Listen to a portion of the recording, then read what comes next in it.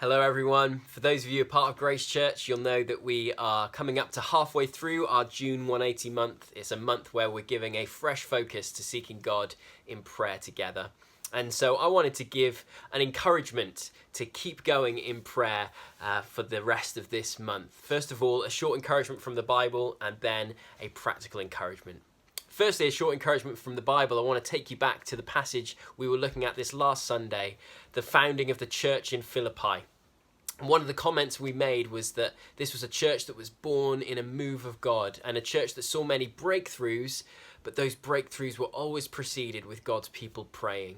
One such instance of prayer that brought breakthrough is found in Acts 16, verse 25-26. Paul and Silas have been put in jail for their preaching of Jesus, and this is what it says.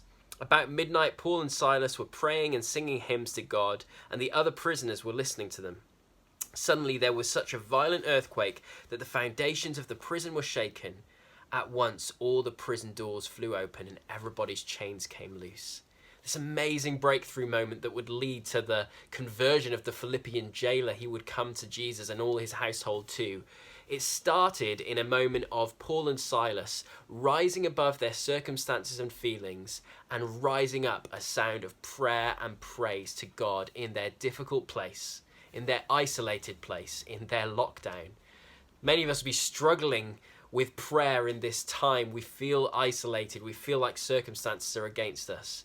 But I want to encourage us to be like Paul and Silas, to not let our feelings and circumstances dictate our response to God, but rather to draw on the truth of God's goodness, to draw on his promises, to draw on the remembrance of what he's done in our lives in the past, and then to respond with overcoming prayer, overcoming praise to him.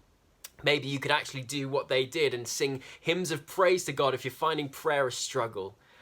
To help you focus on God and begin to share his heart in prayer, I'd encourage you to do what they did and sing songs of praise. And who knows what breakthroughs are around the corner for us as individuals and for us as a church. So let's persevere in prayer, knowing that he is the God of breakthrough, as in the Philippian jail, so today. So I want to give one practical encouragement in this time as well. In that jail in Philippi, it was Paul and Silas who were together praying and singing hymns to God.